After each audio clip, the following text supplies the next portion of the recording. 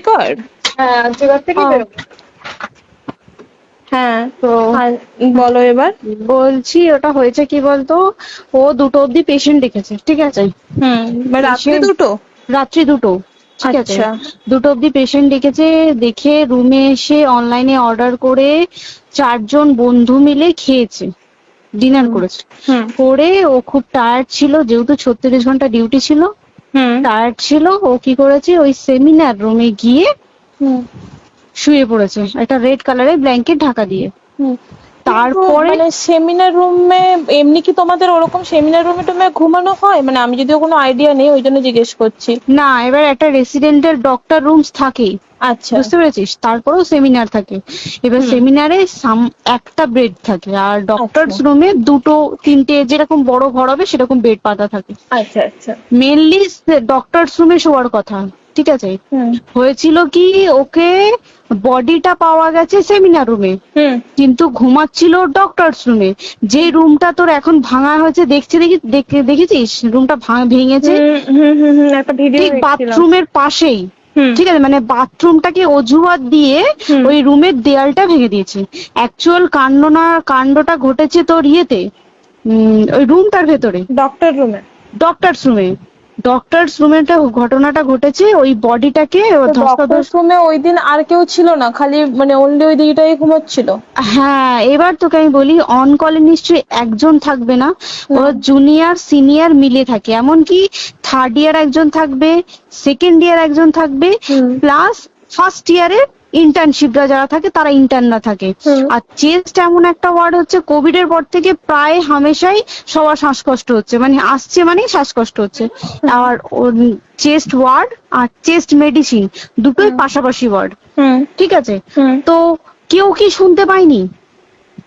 কেউ শুনতে পায়নি। ওটাই তো আমি ওই দিনকে ওটাই ভাবছিলাম এবার যে। দেখ, ধস্তাধস্তি করাতে একটা নিশ্চয়ই চিৎকার হয়, একটা ভাইলেন্ট হয়, হুম হুম বুঝতে পেরেছিস? হুম তারপরে আবার কি, যে 4জন ওর সাথে খেয়েছে তারা কোথায়, তারা কেন মিডিয়ার সামনে আসছে না? হুম। তাই ঠিকই তো, তো। তারা কেন আসছে না? তোমার ওই দিন ডিউটি ছিল না রাতে? ওই দিনকে আমি নাইটে ডিউটি করছিলাম, আচ্ছা। আমি নাইটে ডিউটি করে এসেছি, আমার লাস্ট নাইট ছিল। তো হুম আমার তো 3 দিন নাইট থাকে, তিন হুম দিন নাইট থাকার পর লাস্ট নাইট ছিল, লাস্ট নাইটের পর বুধবার আমার লাস্ট নাইট, বুধবার রাতে ঘটনাটা ঘটেছে। হুম আমি বাড়িতে এসেছি, রীতিমতো বাড়িতে এসে শুয়ে পড়েছি। 3টের সময় আমার কাছে ফোন এসছে যে সবাইকে ডেকে পাঠিয়েছে, ইমিডিয়েট আয়। হুম। তখন গিয়ে দেখি আরজিকরে এই অবস্থা, পুরো গোটা হাসপাতালকে ডেকে পাঠিয়েছিল। গিয়ে দেখি পুলিশ ছয়লা, মানে আর ওকে যেভাবে, আমি তো বডিটা দেখেছি রে, মানে আমাদের এখনো পর্যন্ত চোখ থেকে নামছে না।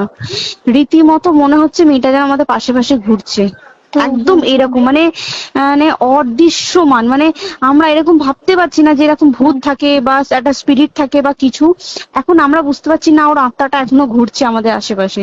দেখ, ও আমার তলাটায় না, কিন্তু ওর থেকে ও থাকে 4তলায়, 4তলায় ঘটনাটা ঘটেছে, ঠিক 2টো ফ্লোর নিচেই আমি থাকি, আমার আচ্ছা। রুমটা, ঠিক আছে? কিন্তু তাও আতঙ্কে আমরা মানে একদম স্তব্ধ হয়ে গেছে আরজিকরটা। কিন্তু ব্যাপারটা হচ্ছে, তাহলে ডক্টর রুম থেকে ওকে সেমিনার রুমে নিয়ে যাওয়া হয়েছে? হ্যাঁ, অবশ্যই নিয়ে যাওয়া হয়েছে। এবার দেখ, নিয়ে যাওয়া হয়েছে, ওকে যেভাবে মারা হয়েছে এটা একার পক্ষে সম্ভব অসম্ভব, না দিস একদম। Is a impossible. পুরোপুরি গ্যাং রেপ, গ্যাং রেপ ছাড়া কোনো কিছু নয়। আর শুধুমাত্র রেপ নয়, রেপ হলো, করলো, ছেড়ে দিল, ঠিক আছে, ওকে রীতিমতো মার্ডার করেছে। মানে মানে হিসেব মতো যা বুঝছি মানে তোমার কথাতে, হ্যাঁ, ওটা হচ্ছে ওর ওই বন্ধু বান্ধব মেবি ইয়েস, জড়িত। এক্স্যাক্টলি। হয় ওর বন্ধু বান্ধব কেউ, ঠিক আছে, মানে 4জনের মধ্যে কেউ, আইদার ওকে এমন কিছু করতে বলে। দেখ, বড় বড় কোম্পানিতেও তো এরকম হয়, মানে হুম হয় তুমি আমার সাথে কম্প্রোমাইজ হুম করো, নয় হুম তুমি হুম চাকরি হুম ছেড়ে চলে হুম যাও, হুম হুম হয় তো? হুম হুম এখানেও সেরকম কিছু একটা হয়েছে। যাকে যে ক্রাইম করেছে সেও কিন্তু নর্মাল ডক্টর নয়, কিন্তু সেও একটা ভালো পোস্টে র্যাঙ্ক করছে, বুঝতে পেরেছিস? তবেই কিন্তু পুরো ব্যাপারটাকে হসপিটাল চেপে যেতে চাইছে, পুরো ব্যাপারটাকে। তাহলে এই সিভিক যে, ও কোথা থেকে আসছে? এবার তোকে আমি বলি ওটা কোথা থেকে আসছে। আমাদের প্রিন্সিপাল চেঞ্জ হয়ে গেছে, ডেপুটি সুপার চেঞ্জ হুম হয়ে গেছে, তারপরে আমাদের ওই অ্যাসিস্ট্যান্ট সুপার চেঞ্জ, সব চেঞ্জ হয়ে গেছে। হুম তারপরে যে ওয়ার্ডের ডাক্তাররা ছিল, সিস্টাররা ছিল, ওয়ার্ড বয়রা ছিল, মাসিরা ছিল, সবাইকে ডেকে এখন সাসপেন্ড করা হয়েছে। তারা কোথাও যেতে পারবে না, রোজ গিয়ে কোর্টে গিয়ে দেখা করছে। আজকেও কোর্টে গেছিল সবাই। হুম তারপরে উম, তারপরে তোমার তোর এগুলো হলো, তারপরে তোর কি বলে, আরে বল না, ওই সিবিআই এটা হয়েছে কি, মানে ও সেই সঞ্জয় রায় যে ধরা পড়েছে, হুম অ্যাকচুয়াল কিন্তু ও নেই, হুম ঠিক আছে? ওর এতটা ক্ষমতাই হয় না। ও অত রাত্রে কি করতে যাবে? হুম ও অত রাত্রে ওখানে কি করতে যাবে? ও না পেশেন্ট, ও নাকি বলছে দালাল পেশেন্ট নিয়ে গেছে। তো পেশেন্ট নিয়ে যখন গেছে, দিদিটার রুমে যখন যাবে, নিশ্চয়ই দিদিটার রুমে কোনো কাগজপত্র দেখাতে যাবে। সেই অবস্থায় গিয়ে দেখে যে এরকম এরকম ঘটনা, তা ঝাঁপিয়ে পড়েছে ওর উপরে। হুম এরকম কিছু কি, তাও কিছু নয়, শুধু গেছে, দেখছে ড্রিঙ্ক অবস্থায়, ওকে ক্যামেরায় দেখা গেছে ড্রিঙ্ক অবস্থায় গেছে আর এসছে, এইটুকুই দেখা গেছে। তারপরে হচ্ছে কি, তোর অনেক রকম, এখানে অনেক রকম ব্যাপার আছে। যে দিনকে ঘটনাটা ঘটে তার ঠিক দুদিন পরে ওই সেমিনার বাথরুমের অজুহাত দিয়ে ডক্টর যে রুমের দেওয়ালটা আছে, ওই দেওয়ালটা ভেঙে দিয়েছে। কেন? প্রথমে ওকে বললো সুসাইড করেছে, আমাদের যখন ফার্স্ট খবর আছে তখন সুসাইড করেছে। হুম তারপরে যখন হসপিটালে যাই তখন গিয়ে শুনছি নাকি না, সুসাইড করেনি, এটা রেপ করেছে, রেপ করে মার্ডার করা হয়েছে। হুম বুঝতে পারলি, এখানে বিশাল বড় একটা গেম চলছে। আর যে ওর উপর কি রাগ ছিল মানে? হ্যাঁ হ্যাঁ হ্যাঁ হ্যাঁ হ্যাঁ হ্যাঁ, একদম আমি তোকে কি বললাম, শোন, তুই যদি কারোর সাথে কম্প্রোমাইজ করি তাহলে তোর পোস্ট বাড়বে, হুম হুম তুই হুম কারোর সাথে কম্প্রোমাইজ করবি না, তোকে মার্ডার করে দেবে। মানে মানে ওরকম টাইপের কিছু বলছো তো? এরকমই টাইপের কিছু একটা ছিল। আইদার খুব রাফ, মানে খুব রাগ, খুব মানে খুব ওর উপরে খুব ফ্রাস্ট্রেশন ছিল, যারই ছিল খুব ফ্রাস্ট্রেশন ছিল।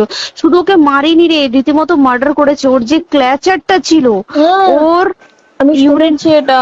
ওর ইউরিনের রাস্তায় ক্ল্যাচারটা ঢুকিয়ে দিয়েছে, তুই ইস। জানিস?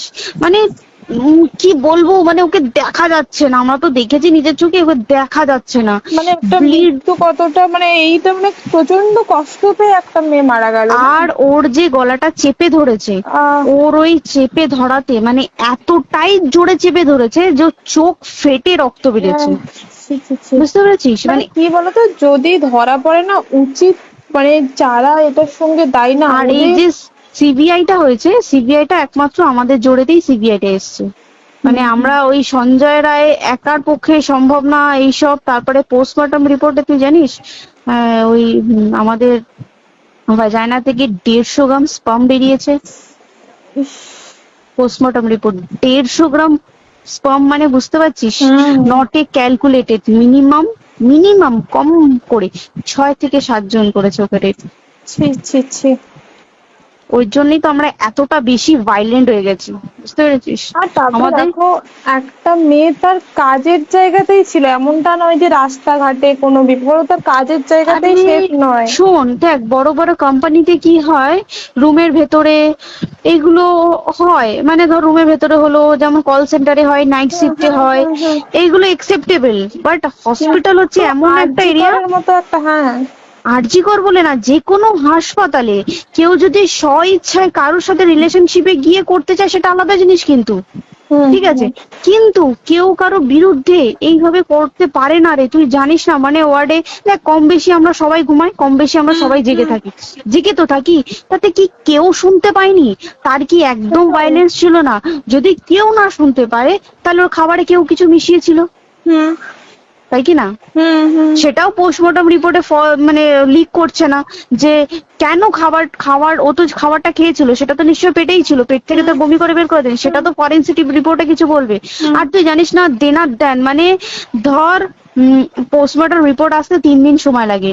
ও যেদিনকে মরেছে ঠিক তার পরের দিনকে বিকালবেলা পোস্টমর্টম রিপোর্ট বার করে দিয়েছে, মানে বডি বার করো আর পোড়াও, হুম 10 সেকেন্ডের মধ্যে ওর বাড়িতে নিয়ে গেছে, তারপরে বডি পুড়িয়ে দিয়েছে। মানে কি বলবো, হসপিটাল, মমতা ব্যানার্জি, সবাই, মানে তৃণমূল প্রত্যেক সবাই এটাকে পুরোটাই, কেসটাকে চাপা দিতে চাইছে, পুরোটা। তবে তুই ভাব, যে মানুষটাকে এত ক্ষতবিক্ষত ভাবে মেরেছে, তাকে অভিষেক ব্যানার রেপ কি কলকাতায় প্রথম হলো? নয়। হুম বিভিন্ন জায়গায় বিভিন্ন ভাবে রেপ হয়েছে, হুম ধরা পড়েছে, ফাঁসি হ্যাঁ। হয়েছে কি জেল হয়েছে। অভিষেক বন্দ্যোপাধ্যায় কেন বললো জাস্ট এইট তোর কি বলে এনকাউন্টার করতে? মানে কি সঞ্জয়কে যদি এনকাউন্টার করে পুরো কেসটা চাপা পড়ে যাবে, পুরো কেসটা চাপা পড়ে যাবে একদম। স্টুডেন্টরা ঠান্ডা হয়ে যাবে, হুম। আর আমরা সেটা মানবো না, আমরা সেটা হতেই দেব না। তাতে যদি চাকরি মানে আরজিকরটাকে সিল করতে হয় তাতেও আমরা রাজি আছি, সিল করে দেওয়া হোক আরজিকর, সিল করে দেবে মনে হচ্ছে যদি ঠিকঠাক ভাবে। এবার ওই জন্য আমাদের দাবিতে সিবিআই এসছে। এবার তুই একটা কথা বল, যখন দেখতে পাচ্ছে মমতা ব্যানার্জি যে কলকাতা পুলিশ আমাদের জন্য কিছু করতে পারছে না, আমরা কিছু মানতে পারছি না, 7 দিন ধরে বার করতে পারছে না, তাহলে সেটা 2-3 দিনের মধ্যে কেন হ্যান্ড ওভার করে দিল না? তাই তো। তাই কি না?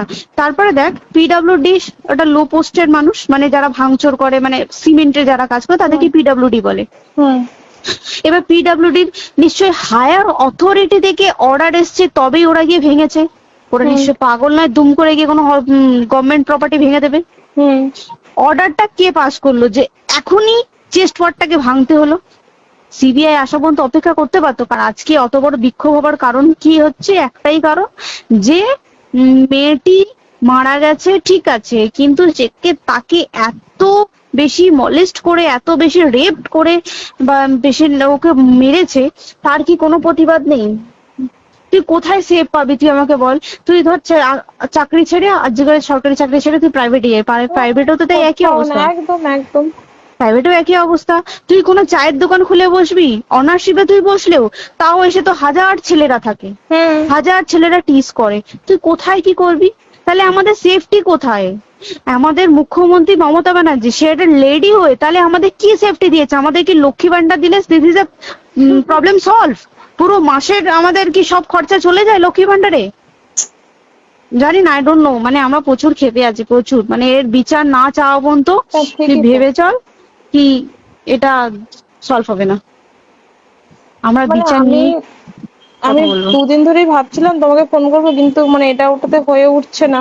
আর তোমাকে তো আমি ওই দিন রাতেই হোয়াটসঅ্যাপ করলাম না, এবার তখনই না আমি ব্যাপারটা অতটা বুঝতে পারিনি। আর আমার তার পরের দিনই ভোরবেলা ডিউটি, তা আমি খুব সাবধানে থাকিস, খুব সাবধানে থাকিস।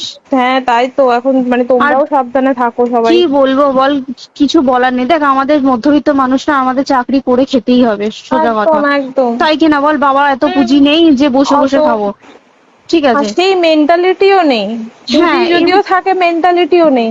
হ্যাঁ বাবার পুঁজিতে খাবে। এবার একটা কথা তুই বল, চাকরিটা কোথায় গিয়ে করবো তুই একটা বল?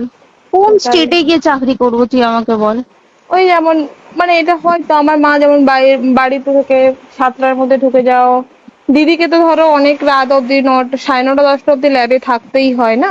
এবার তুই কি করবি বল? কি করবি বলো তো? এখন কিছু করার আছে? দেখ ল্যাবেও তো সব ছেলেরা আছে, ছেলে আছে মেয়ে আছে, তুই কাকে বারণ করবি? তুই কাকে বিশ্বাস করবি? তুই বল, তুই ধর কলিগদের সাথে খেতে বসেছিস, ঠিক আছে, তোর টিফিনটা যদি কেউ চাইলো তুই তাকে না দিয়ে পারবি? না একদমই। আর কার মনে যে কি আছে সেটাই তো কি বলবি বল? এবার তুই বল, খাবারটা যে খাবি, তোর টিফিন কেউ চাইলো বা তোকে যদি কেউ বললো একটু একটু খা, যেমন আমরা শেয়ারে হয় স্কুলে যেটা আমাদের শিখে এসেছি, স্বাভাবিক, এটা সবার, এটা তো স্বাভাবিক। তুই বল, তাতে যদি এরকম অবস্থা হয় তাহলে কি করবে মানুষ তুই আমাকে বল? আজকেও তো তাই আমাদের দেখ না, 11টা থেকে আমাদের তোর ক্যান্ডেল দিয়ে হোয়াইট ড্রেস পরে সব শ্যামবাজারে এক কথা হবে। এখন আবার বৃষ্টি শুরু হয়েছে, কে জানে কি প্রচুর বৃষ্টি শুরু হলো, কি হবে জানি না। ঠিক আছে গো, টাটা। হ্যাঁ চল টাটা। হুম।